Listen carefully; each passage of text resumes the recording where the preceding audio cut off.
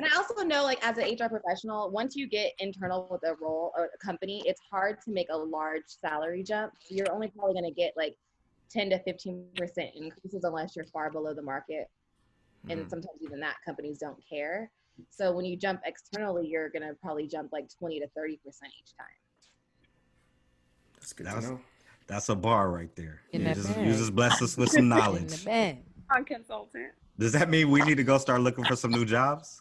Or I'm present Not out. right now. Not right now. Not or right now. present a fake offer. I've done that before. I've done that myself, and I've done that for other people. I'll tell you, recently I had a friend that her company was underpaying her, and I gave her an offer letter.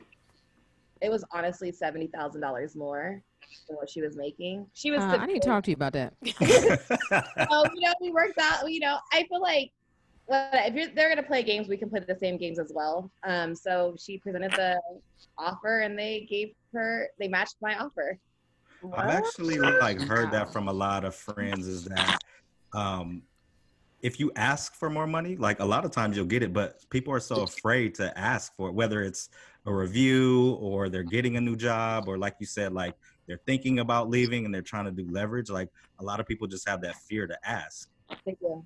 Like the worst they can say is no. Here's the thing. I play the game all the way through the interview process. They'll tell me what the range is. I'm like, yeah. And then when the offer comes, I'm like, okay, let's really talk dollars. Like, that's not going to work for me. Sometimes they'll be like, that's the highest we can go. Other times they'll go back and magically the money comes up. But what kind of advice would you give to somebody that's just starting off though? Like, and then maybe they don't have leverage. What kind of game can they play, and where do they seek help for that? That's interesting. I would ask friends that are in the industry. A lot of people go to Glassdoor.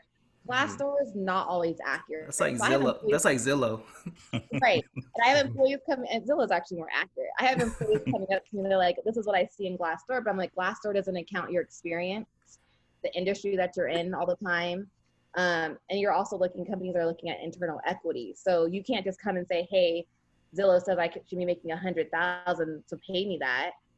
So I would say get some experience under your belt before you start trying to leverage and play these negotiation games. But at the same time, it doesn't help during your interviewing process to actually negotiate and ask for more and ask for what you want. The worst they're going to say is no. And then you make the decision from there.